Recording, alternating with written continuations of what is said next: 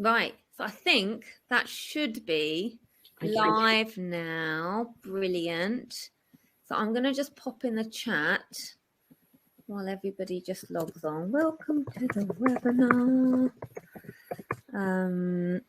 Post any questions in the chat. So I had some questions through before about people that have had a delay to their appraisal, so either they missed it or because of COVID it's all been delayed and what's happening. So that might be something quite good to cover.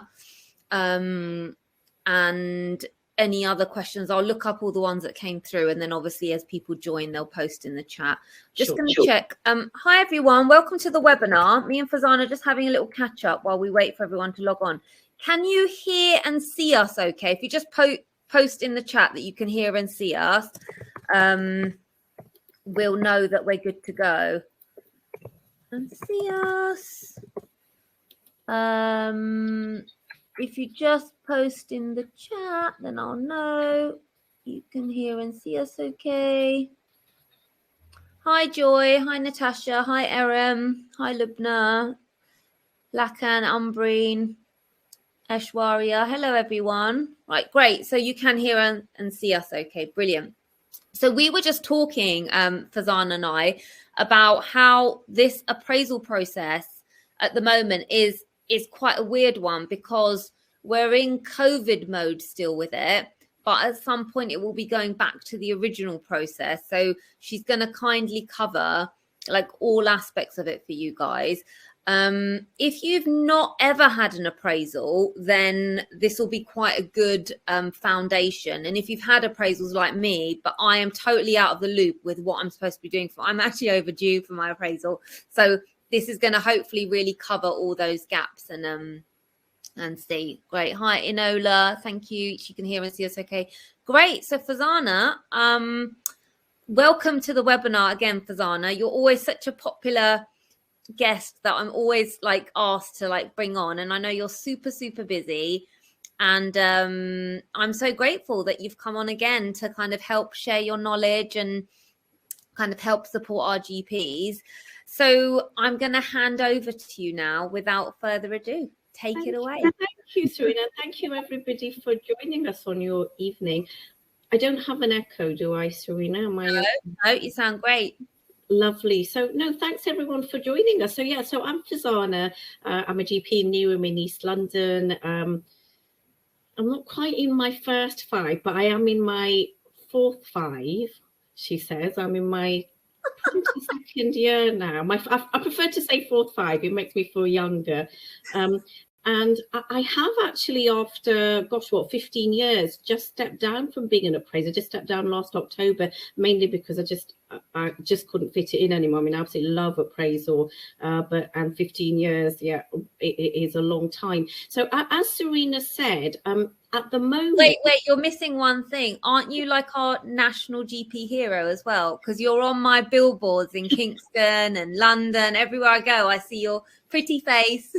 Well, I am pleased to say that I did have my model moment during the COVID pandemic, which coincided, didn't it? Was it, Serena, 2021 now? Yeah. 2021 with the NHS's 70th birthday. And yeah. I was lucky enough to be, there was 12 of us, and I was lucky enough to be the GP face.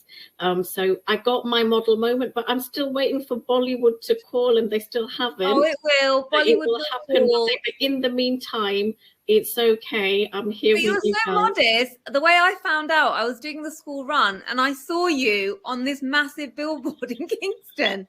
And I was like, and I think I tweeted a picture to you to say. And Serena tweeted this picture of I'm with Fazana. It was really sweet. It was like, there's Serena, there's Fazana. I was like, I know. And I was just telling, I was like, oh my God, I know her. And these women at the bus stop were like, who I didn't even know, were like, oh wow. And I was like, she didn't even say. And I was like, yes, it was amazing. But anyway. But anyway, so you may have seen my picture, but please write to Vogue for me. And, you know, it's probably because I can't sing and dance that Bollywood. Anybody has any free lessons going for belly dancing, singing, dancing, just come my way. And then I might not be here this time next year to talk about appraisal. So at the moment, because appraisals change, well, the people who run appraisal tend to change things in April. That's just how sort of the financial years tend to work. So you don't have to have your appraisal in April. You can have it any time of the year, but the rules often change in April. So we're still awaiting at the moment what the changes will be. But at the moment, we're still doing, so I did my own appraisal about 2 months ago, and it's still the COVID appraisal, which is a much less demanding in terms of providing evidence. So if you do have a micro nap during this and you've had a long day, it's slide 2 and 10 that will be helpful for you for the current appraisal, COVID appraisal system. And then what will happen after April, nobody really knows. A lot of people are saying that the old system was too onerous for anybody like Serena and myself or yourself who's had an appraisal before. So they may change it to not as hard as this. But I am going to, in my 12 slides, cover what we used to need to do previously prior to COVID as well. And I know Serena mentioned, so I'm just going to briefly touch on this. During the COVID period, the 2 years we've had, there has been 2 times where people's appraisals have been postponed. So there was a time from about April? My years are getting mixed up. But yeah, it was April 2020. To it all started again, I think, September 20. Yeah.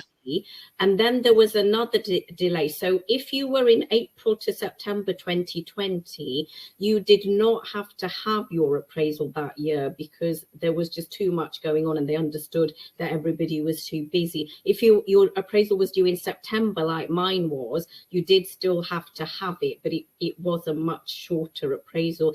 And I believe there's been a second postponement as well in 2021.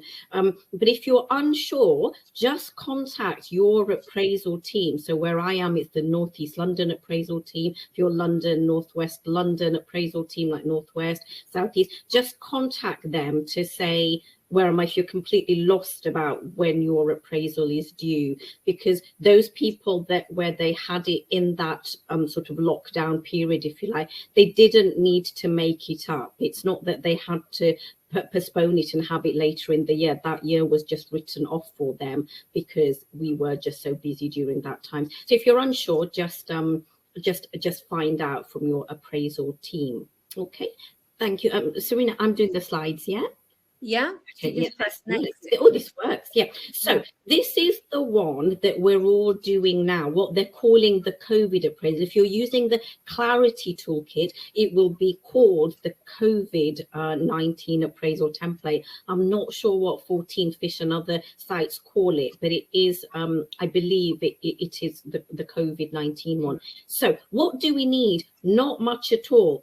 The only evidence that is required is any significant events that your practice has had that you're involved in. If you can't find one, if you're a sessional GP or something and you're just not involved in one, as long as you've been in a meeting where they've discussed it, even if you're not directly involved, it's still fine to put it in, because I know a lot of our sessional GPs find it sometimes hard to get a significant event that they're involved in. But if there's learning that you've had from going to a practice team meeting where somebody else will, you can put that in as well. So number 1, significant events.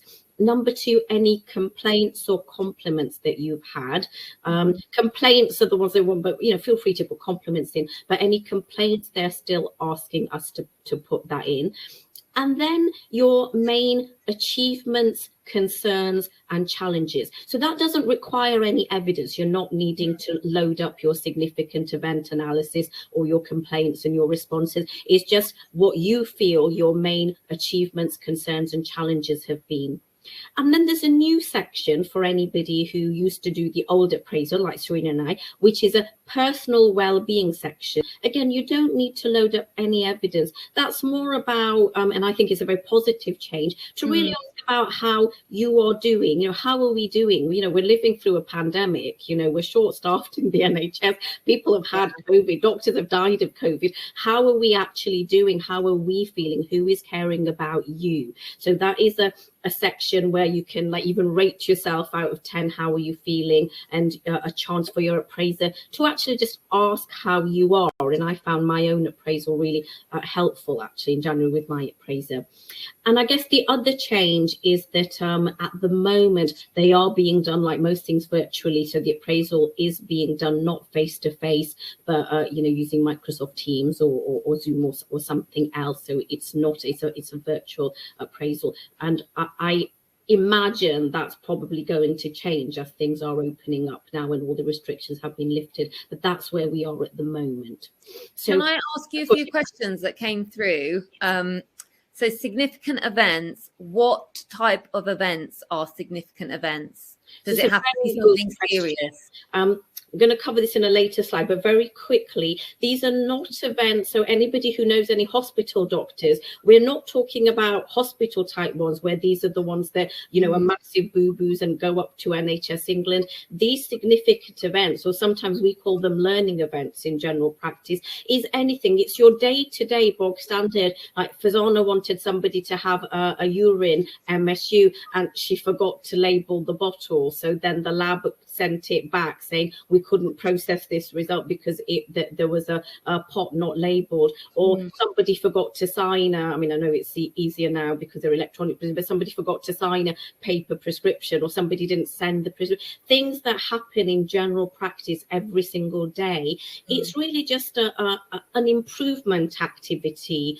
So one of the ones we had in our practice, we started using a lot of the AccuRx, the text messaging system to patients, and that was quite new for us at the beginning of the pandemic because AccuRx like gave it free to all practices. But we realized that when we were texting patients as individual doctors, we might not be working the next day. A lot of us are part-time in fact, all of us are part-time in the practice as GPs. So then we suddenly thought, hang on a minute, who's picking up that message?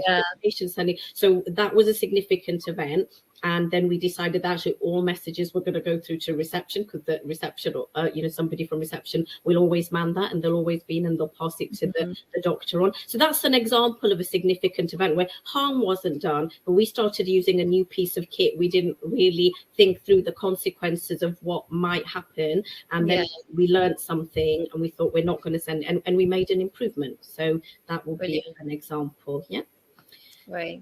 Yeah. I used to do, before COVID, I used to do my appraisals with my appraiser in a coffee shop or at my house or at their house over tea and biscuits. Really nice. Really nice. I think the appraiser did the majority of my appraisal in my house. And I haven't been invited to any of my appraisers' houses actually, but I think that is absolutely fine. There was some concern about if it was a coffee shop, like was it confidential? But as long as you know it's confidential and your appraiser knows, it's absolutely fine. But sometimes I find that places outside the practice are quite nice because you're getting interrupted maybe, and also it is your time as an appraiser. It's the only time in the year, isn't it, where we have somebody as an appraiser to listen to us. It's your appraiser's job to actually listen to you as well, not just to be ticking boxes and looking at it, and never more needed now than just to be compassionate appraisals and care for each other. So that's really definitely nice. Thank you. And I know we've got a lot of new GPs that have signed up for this webinar, and I know when I was new and I hadn't had my appraisal, I was really worried about it because I used to think it was like my e-portfolio, you know, like when you sit down and they're like, have you done your case-based discussion?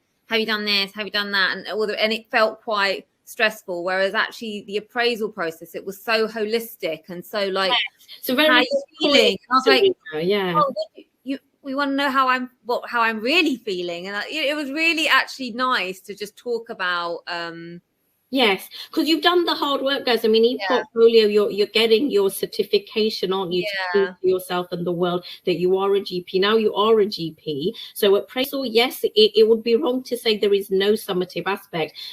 Doing 5 appraisals does give you your revalidation, and obviously your revalidation is your license to practice. Without that, none of us are GMC registered, so we cannot have our license to practice. But it's not like your e-portfolio where you're having to demonstrate lots and lots of knowledge, and certainly the COVID appraisal is not like that at all. It is very much about how you are feeling, but all appraisals should be, and certainly I'd like to think mine have always been, even pre-COVID, where I've been an appraisee or an appraiser, to find out how you are and what changes you might want to make in your job. It's not all about the tick box, you know. I had somebody who decided that actually she didn't want to be a salaried GP anymore and was very nervous about telling her practice, and that was the only thing that was stopping her. And after appraisal, she did it, and she said she felt much better. Oh, brilliant. So yeah, it can be a bit of career coaching as well. Yeah.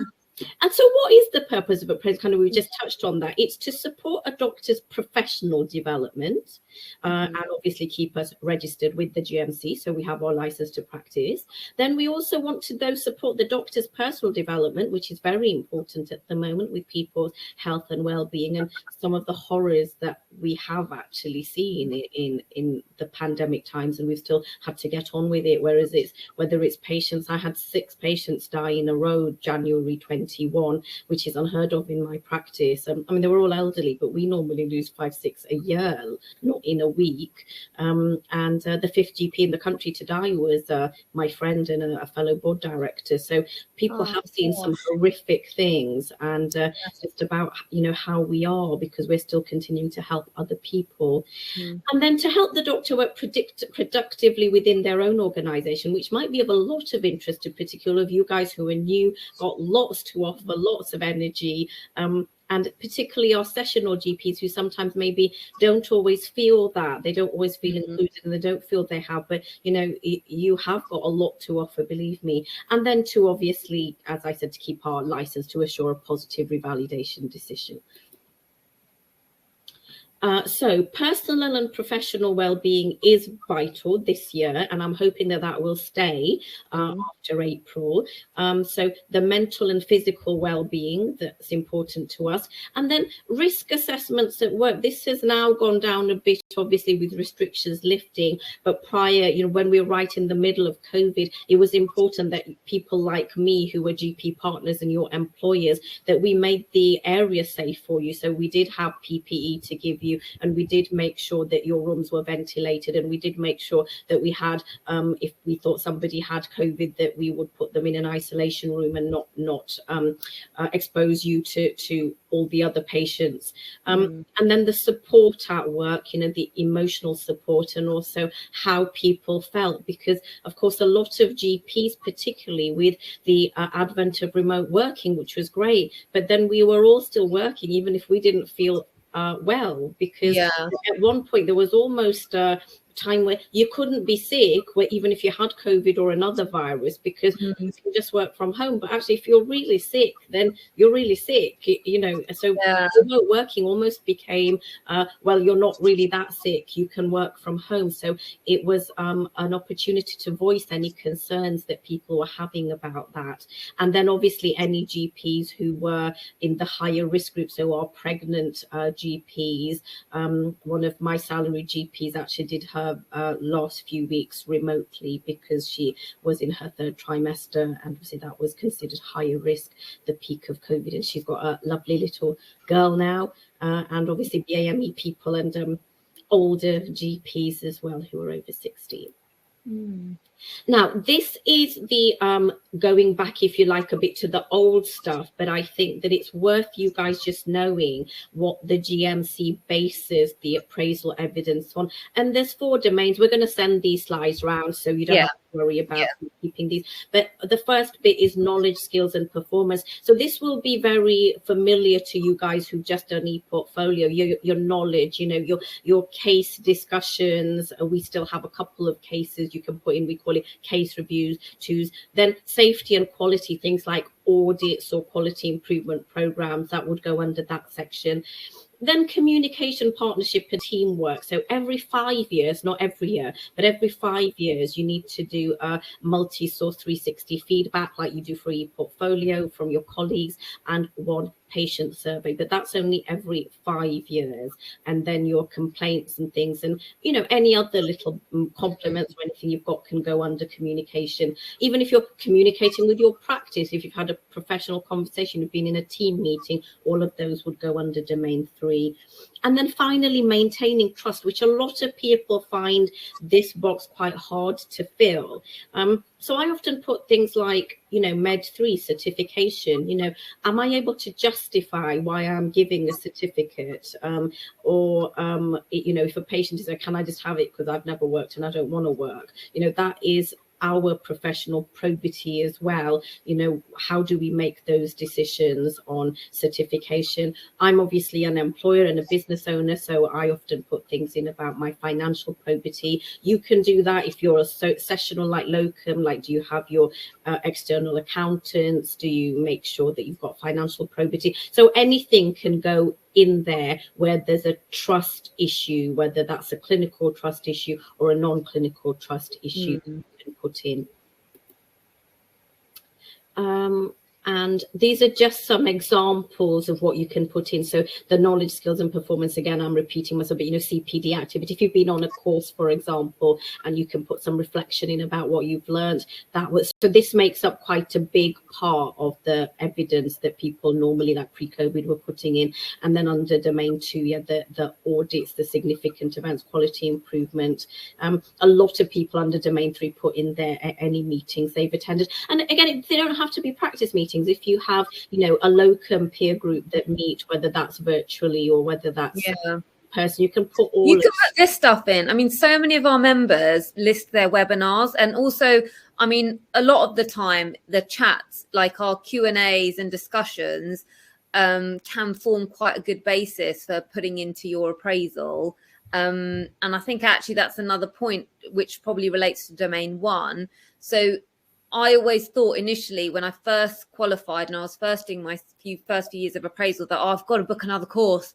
I've got to book another course. I've got to go on a webinar. But actually, I now spend a lot of my time reflecting on podcasts I've listened to, stuff on the radio. You know, there was like, you know, some safeguarding cases that came up and made news. And I just, you know, documented about that, like, oh, next time I'm going to make sure, like, when it's because as I'm a locum and I've only ever locumed, and things like safeguarding and picking up safeguarding and you know, handing it over and making sure it's been followed and all those.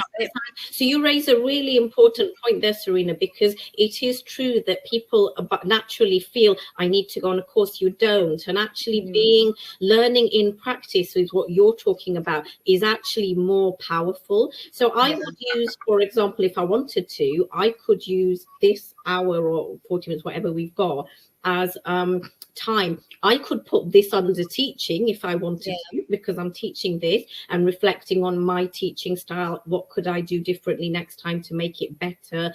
Getting your feedback on how this is going. But if I was a participant, I could definitely put this under domain 1 in CPD, and I would just write 3-4 things. Remember, your appraiser is also a human being. They're not really cut out to read like 50 pages. They're only cut out to read a few. So just keep your points like quite succinct. I put 3-4 points in. So I would probably put, you know, I learned that this year there's COVID-19 appraisal, and I just need to put in significant events and complaints. That's point 1. I learned number 2 that actually I don't need to go on loads of courses. I can actually do some learning from a podcast and reflect on that. Point 3. Then I learned number 3 that if I was postponed in my appraisal last year for that lockdown period, I don't need to do it again. So that's 3 points. And the bit of reflection, and that's my entry for this particular learning event done. So make it easy for yourselves, definitely, because a lot of people, bless them, they spend literally like days on it. They agonize over it and spend days on it, and you really don't have to. This is a slide that looks scary, but it isn't that scary. This is all the supporting information in one that we used to have to put in. We might need to put in again in future, but we don't. They might chop that down. So that's all your CPD, whether that's Serena listening to her podcast, you reading an article in Pulse magazine, you seeing a patient and reflecting on that particular case. You might be reading a hospital letter and thinking, I've never heard of that medication before. I tend to put those down as puns and dens. They've started a new medication. I look it up because I've got a patient unmet need, so I don't know what that is, and I've got a doctor's educational need, so I don't know what the newest cardiology drug is, and I can write that in. You know, it's a 15-20 minute event, but I can write that in. So we've got our CPD, our continuing professional development. We put in last year's PDP progress. If this is your first appraisal, a lot of people choose to put in what they wanted to do in their last e-portfolio. Remember, you do have a proposed PDP in there, or so you can put that. Most appraisers don't mind if it's your first appraisal. They know it's your first appraisal. But for anybody who's having a second appraisal or more, the progress against last year's PDP is important to put in. Doesn't matter if you haven't achieved all your things. You might be carrying something over, or you might decide to drop something because as the year's gone on, you've decided to focus on something else. So, you know, we had COVID coming along. I was going to do something on a completely different topic, and then COVID came along, and I had to learn about this whole new disease, and I had to learn about death certification in COVID. There's so much new learning that actually I shelved all my other PDPs because the new learning was more relevant. So that's fine. Then quality improvement activity, which many people do as audits. And again, you don't need a whole team around you if you're sessional. It's easier to do audits with the team around you. If you talk to any of your salaried GPs or partners, they'll be kissing you if you want to do one of their prescribing audits, because we have a lot of prescribing audits to do. But you can do something else. I mean, I worked with a lovely locum who just wanted to audit whether she knew where the emergency doctor's drugs were, because in some practices she was shown round, in some practices they didn't know what she was talking about, in some practices they knew they had some but hadn't thought to tell her. So she actually did an audit of like 4 different practices that she worked in on who had shown her where the emergency drugs were for any life-threatening emergencies, and she gave it to each practice, and that was really helpful for the practices because we all got feedback on how we might improve it, because we don't always think that, oh, a locum. So we made a locum pack after that to say actually every locum should just have a walk around to show them where the defib is, just like we showed them where the toilet and the coffee is. We should actually show them where the defib and the emergency drugs are. So you can be quite creative about the audits you want to do, even if you're sessional, or talk to your practice team, who, as I say, will kiss and hug you if you offer to do one of their audits. Then the learning event analysis, which is the same thing as significant events. Really, we call it learning events, as I mentioned before, whether it's a urine pot or your missing prescription. Significant events, you will see a tab on for whichever software you're using. I use Clarity.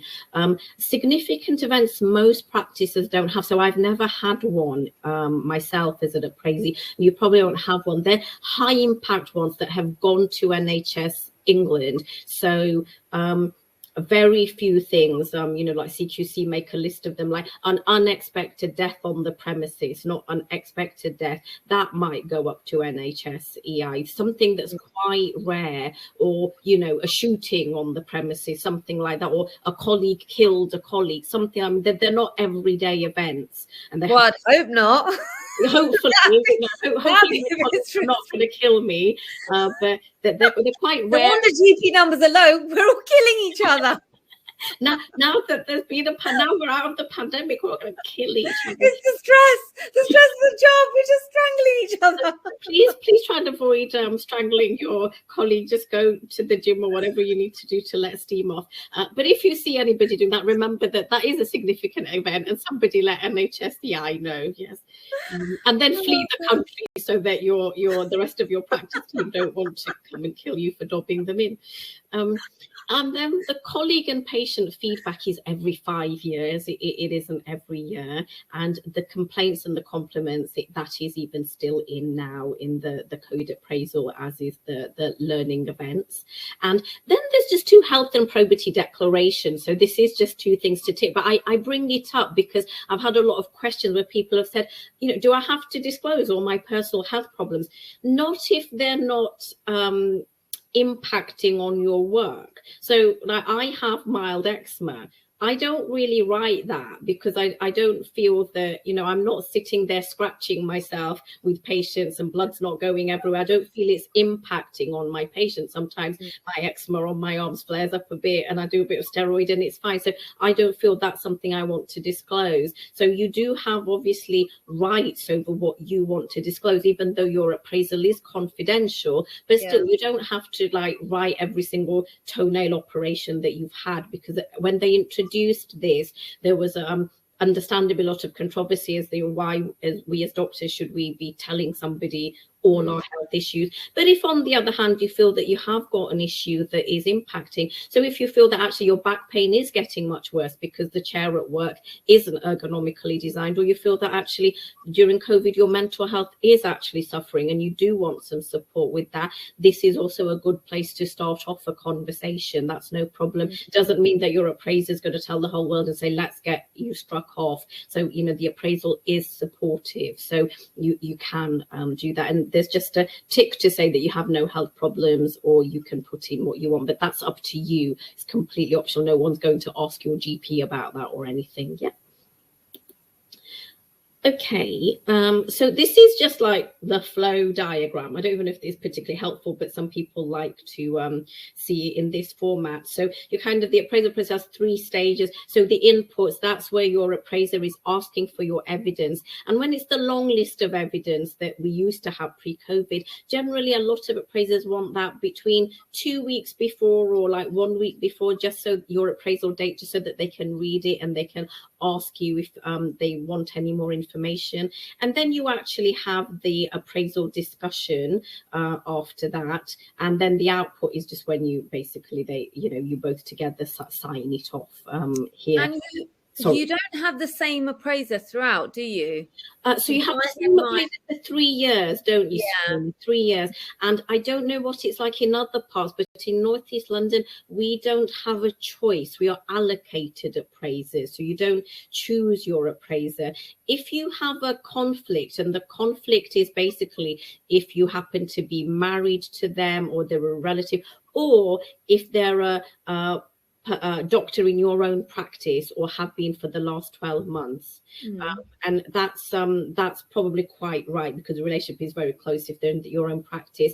But apart, so then you can change, then you can say I don't want this appraiser, but otherwise they are randomly allocated.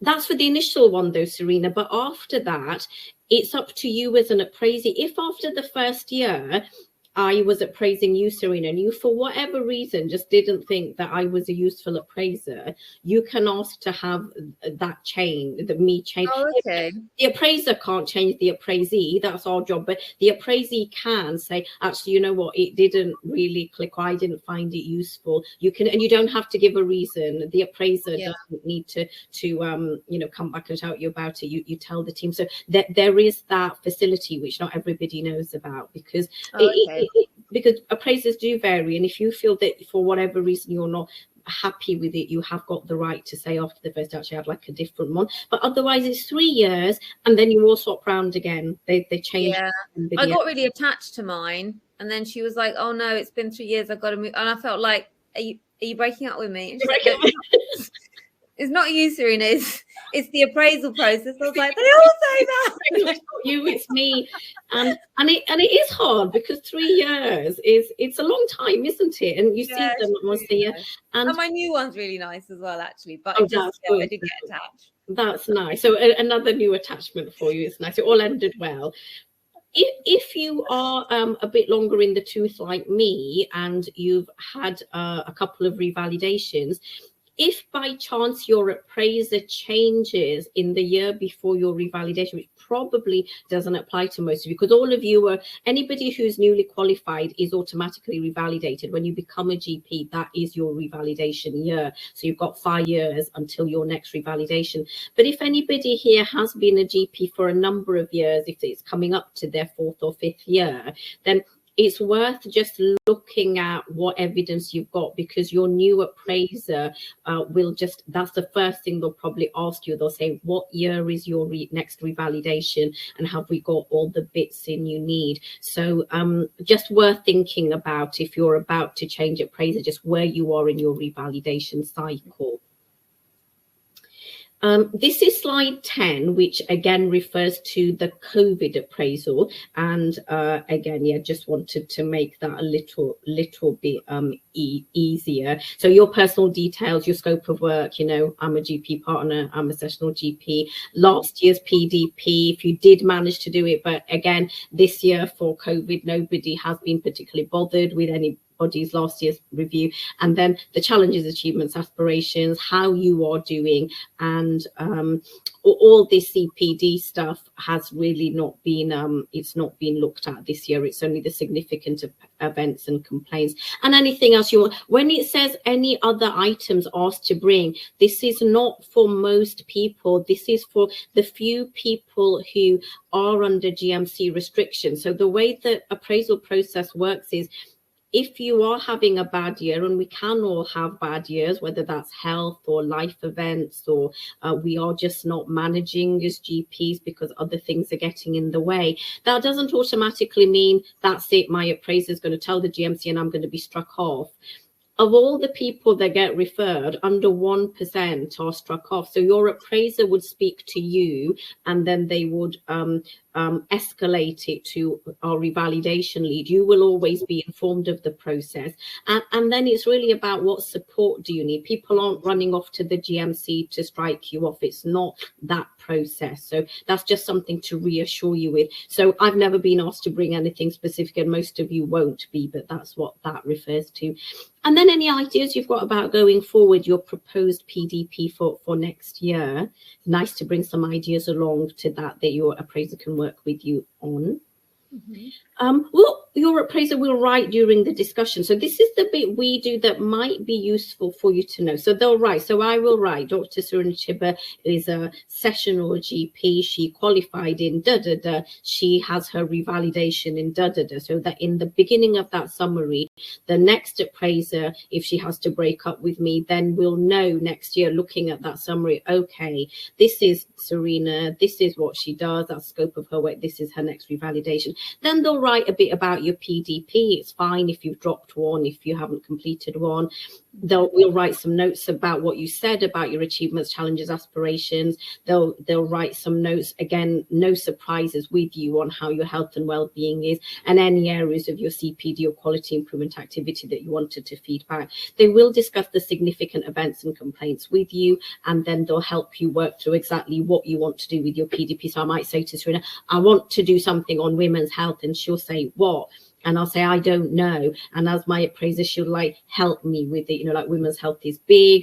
Why do I want to do it? Why has that come up? And then together you can come up with something that's, you know, that's useful for you, rather than say, oh, I'll take a whole day out to go on a course, which might not be the best use of your time. It might be something else that you want to do. Yeah.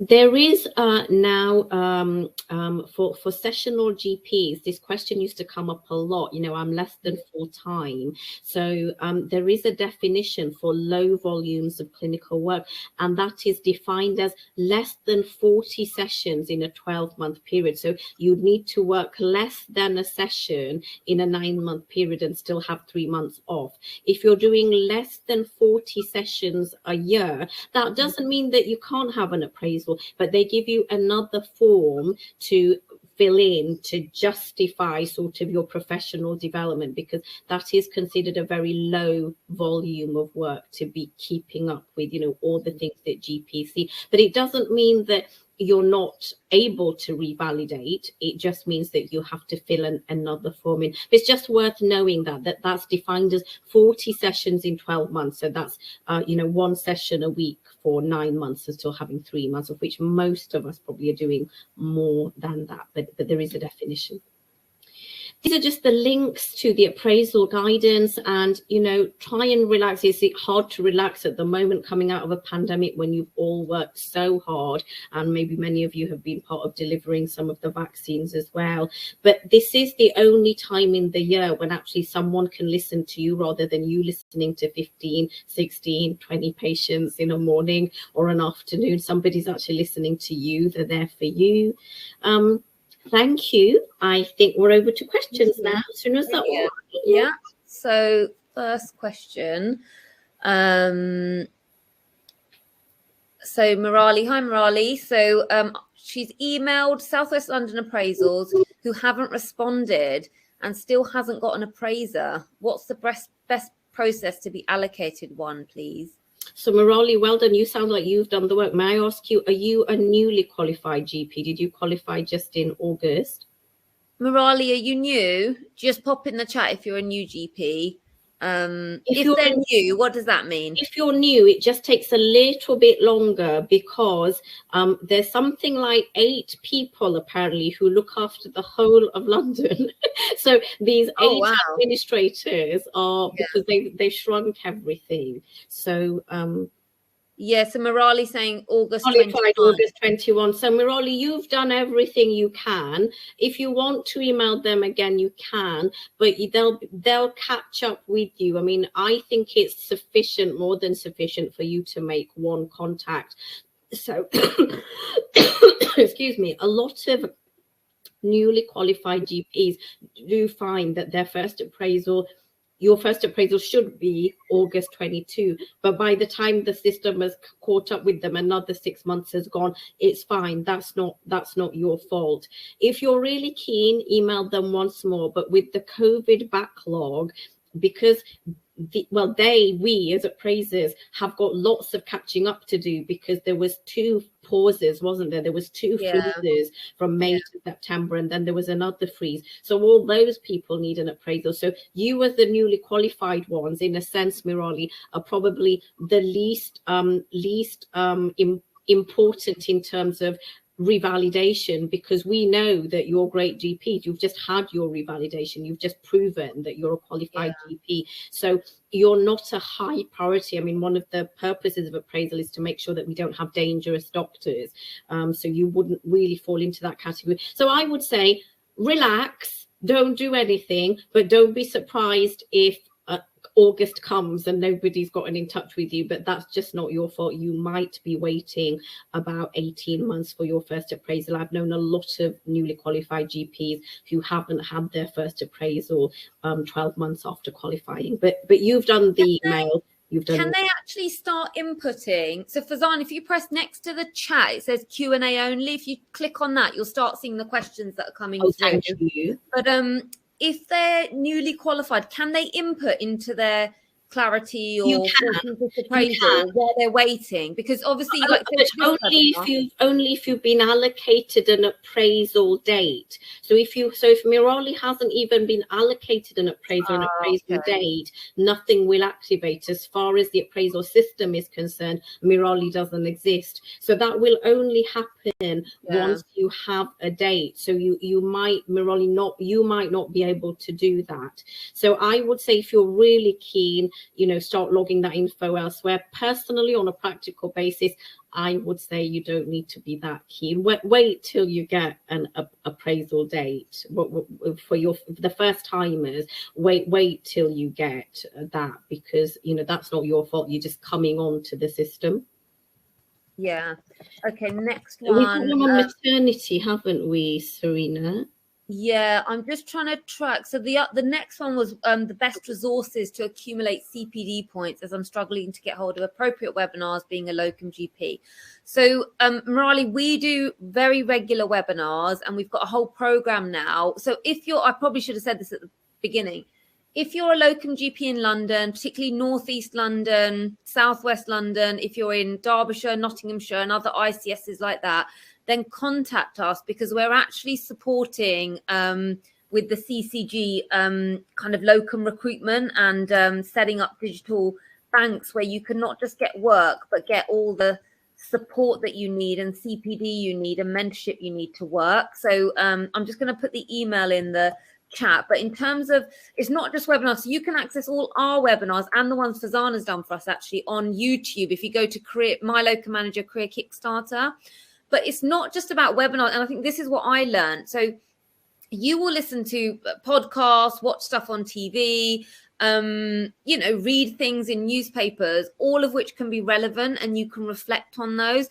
I used to sit there like a madwoman trying to just get all my CPD points by going on all these courses and booking all these courses. And actually now I actually enjoy the process much better of learning, because I just learn things that I want to learn about and I reflect on those. So, it doesn't have to be a GP course that you go on to. Absolutely, Serena, and I'm glad you brought that up early, and Mirali, in fact, it shouldn't be. If you are trying to scrabble for CPD points for your appraisal, you're doing it wrong, because the idea of appraisal, you're not feeding a learning beast. This is for your development. So I would challenge anybody who's even done a session of 15 patients not to have learned anything during that session. So really think about your learning from practice. Think about what your GP trainers taught you. Hopefully they taught you, because in 15 patients, and I've been a GP 21 years, I can probably learn 12 things,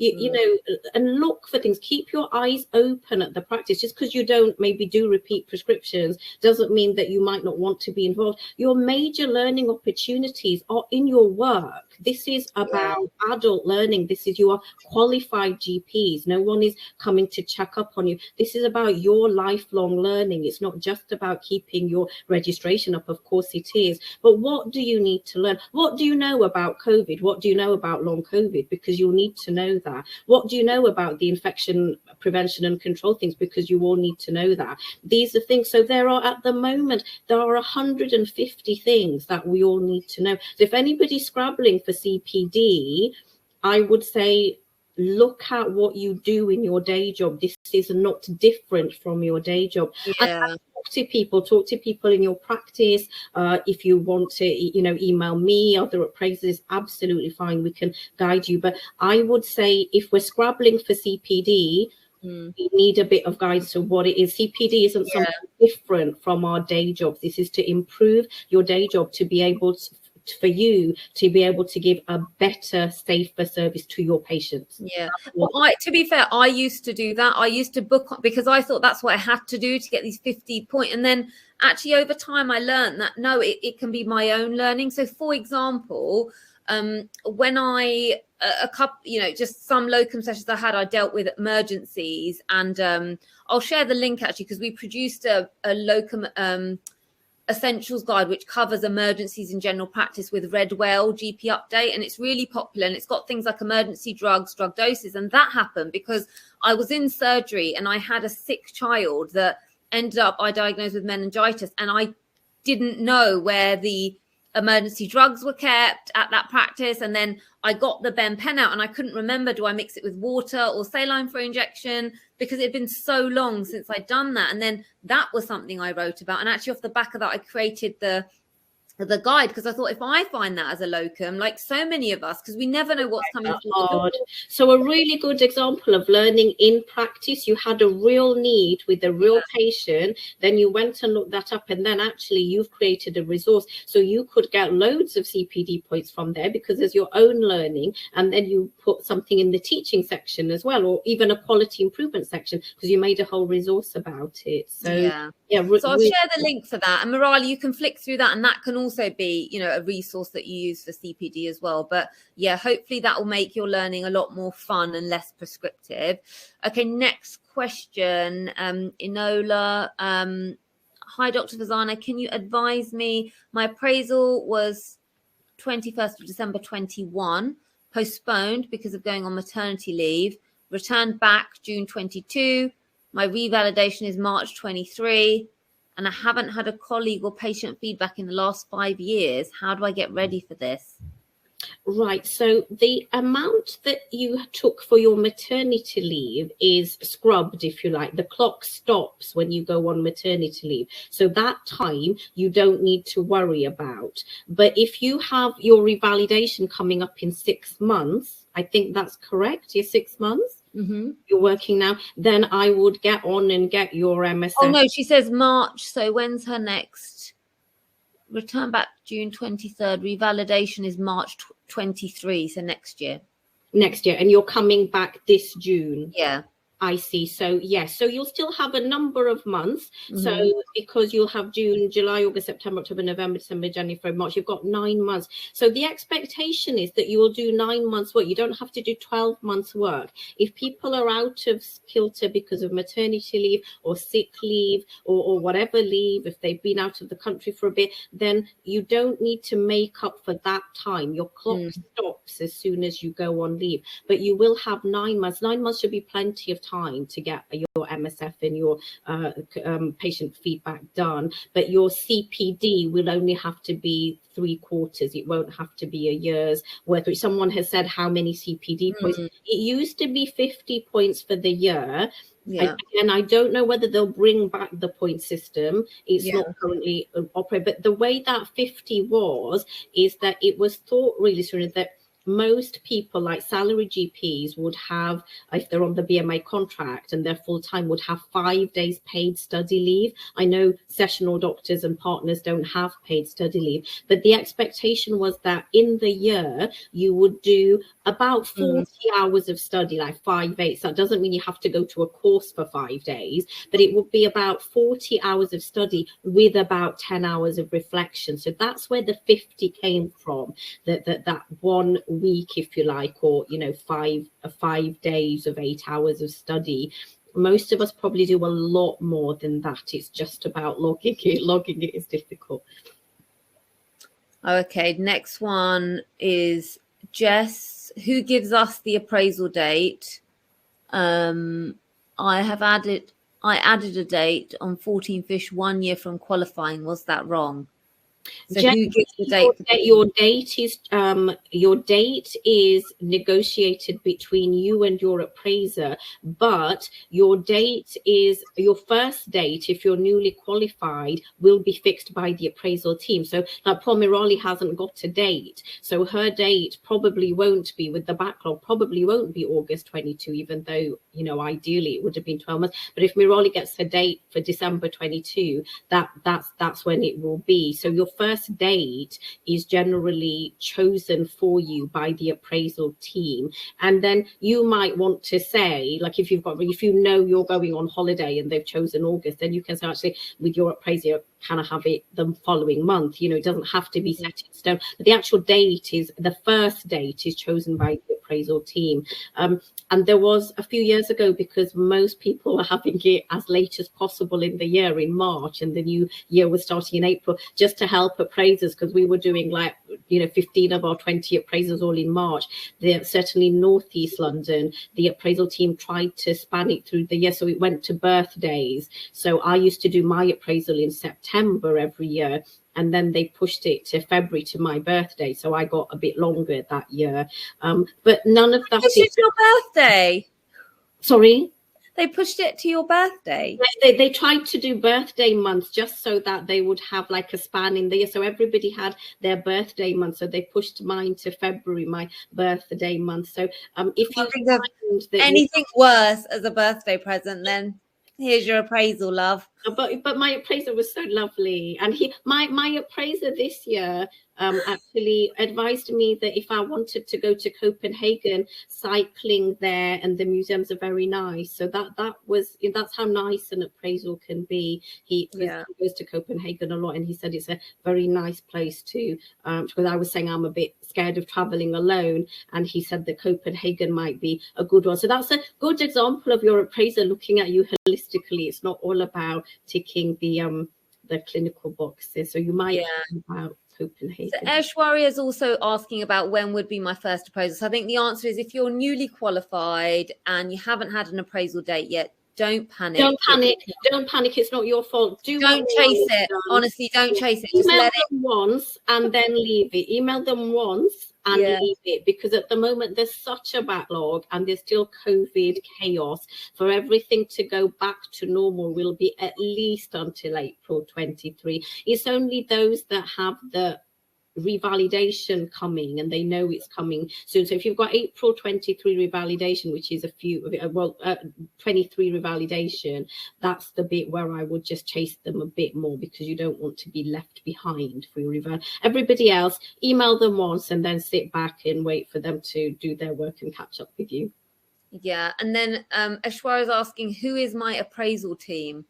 She's saying, is it my locum agency? No, it's not. No, it's not. You will need to find out. So we Google which area you're in. It's north, yeah. So ours is like northeast London. It's NEL appraisal team, and there'll be an SWL appraisal team. But somebody in your practice will know who. So ask them who they need to, who they contact. If nobody in your practice knows, find someone at the CCG. But somebody in your practice will know. Yeah, someone should know. Eshra, what area are you in? Just out of thingy. So we've got time for just 3 questions, Fazana. Can I fire them? Please, yeah. For you. So one is that was emailed through about what warrants a significant event, and there's advice given that you should anonymize or you should downplay a significant event in case it gets taken to court, etc. Like there's been some famous cases. Yes, with so what are your views on so significant events? As we said earlier, a true significant event is very rare. I'd be very surprised if any of you needed to put one in. But the confidentiality rule applies to everything, not just your significant or learning events, your in practice ones like I spoke about with the urine pot or the prescription. Everything should be anonymized. And this is because there was that pediatrician's case who's now, thank goodness, back on the GMC register. But she discussed, there was a death of a child and she was blamed for it in a hospital. But she had discussed some details confidentially in the appraisal, and some of that evidence was used. So since that happened, the advice has been, so it was a couple of years ago, the advice has been to anonymize everything. So for example, if I put a case review in, if I saw a 36-year-old lady with multiple sclerosis on the 24th of February, I will change it so that the meaning doesn't go. I'll call her a 35-year-old lady and I'll say I saw her on the 23rd of February, so that my appraiser still has the clinical significance, but nobody could track that patient. So nobody could come into my practice, look at EMIS and put 34 or put that date, because they would never find it. So that is a very defensive, protective approach, but I think it's a good one to use. So don't name anybody, not just patients, but not colleagues either. The world is small, you know, so I don't want to sort of on appraisal suddenly read from one of my appraisers, and Dr. Fazana Hussain is an absolute cow, you know, so, people do know each other in medicine. So keep the names out, just put, you know, I had a difficult conversation with a colleague. But don't write names, just as you do in patient records. Keep it confidential. And a good trick is just to, particularly for the case reviews, it's only your case reviews where you're and your complaints where you're putting in patient identifiable information. So for complaints, it's all anonymous. You don't need to put in the name of the complainant at all. It's the actual complaint that you're learning from and what you did, your response. So keep it all completely anonymous. Absolutely. Okay, brilliant. And next question, what happens if you missed an appraisal during COVID and you're due for your next one now? If it was the lockdown periods, and as I say, I'm sorry, I can't remember the dates of the second period. It was around Christmas time. It was just this Omicron variant gone. Then that is forgiven, if you like. It's like your maternity leave. It's written off. But if you were just after that and you're postponed, all you need to do is have it as soon as you can. But don't panic, because if nobody's chasing you, then it's also okay. The only proviso to that is, as I say, if it's your revalidation year in 2022, get in touch now. If it's your revalidation in 2023, still get in touch now. If it's not, don't panic. Okay, brilliant. And then, so Aishwarya, I'm going to just try and put in the chat, I think, who I think you need to contact. But last question from Sun, is there anything in the appraisal process that mandatory training has to be done every year, like BLS, safeguarding, etc.? Absolutely. So that's not really just for the appraisal process. That's part of your GMC duties as a doctor, and your practices will also be CQC regulated on that. BLS needs to be done for everybody I think it's actually 18 months, although most of us do it at 12 months actually. No, I think it's non-clinical staff there, but 12 months. And you're safeguarding adults and children, and level 3 for children. It's not level 2, we're not nurses. It's level 3, needs to be done every 3 years. So you are absolutely right. Thank you for reminding me about that. Those are your 2 mandatory training requirements. BLS can be done online. Obviously, it's a skill, a practical skill. So it's preferable to have a practical session, but particularly for sessional GPs, many do it online. But please do it. You're very kind of you to remind us about those 2 mandatory things. Brilliant. Thank you. So and the email, if you are in London, so mine is appraisals.north-east@nhs.net. So I think it would be appraisals.south-west@nhs.net if you were London, but I only know London. So if you were Southeast London, it would be appraisals.south-east@nhs.net.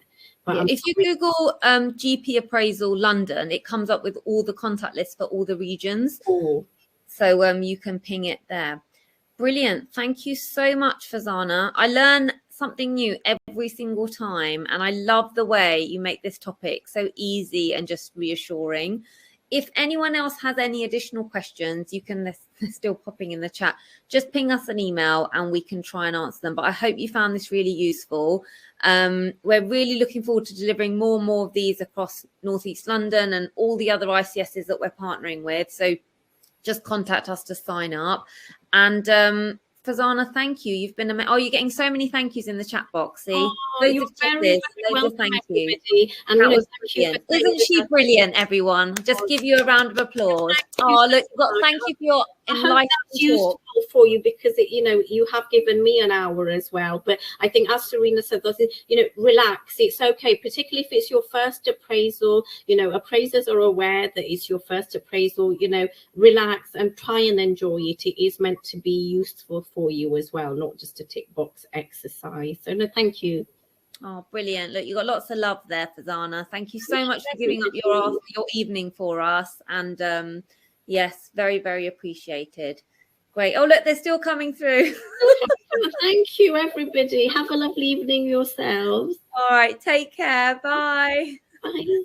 Thanks, Fazana. You're fantastic. Oh, gosh. Okay. I've got to post the emergency guide. Okay. Sorry, guys. I forgot to do that. I will do that now. And then we'll log off. Fazana, you don't have to. You've given up enough of your time. Oh, thanks, everybody. Bye, Serena. Bye. Bye. Thank you so much. Right. Let's see if I can post this for you guys.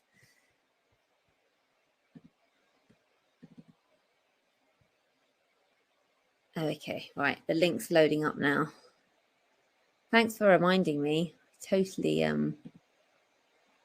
I totally forgot. So I save this on my phone as like my favorites, and then I access it during clinics, etc. There you go. I've posted that for you, so you can just bookmark it on your laptop or on your phone, and it's got like the sepsis guidance, the NICE guidance in there, emergency drugs, drug doses, what to give if they're allergic to first line.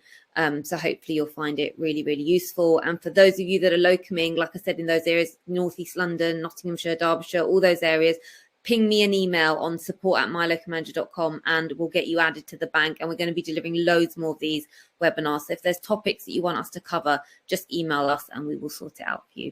Brilliant. Well, I'm really glad you found that helpful, and I look forward to seeing you next month for our next webinar. Good night.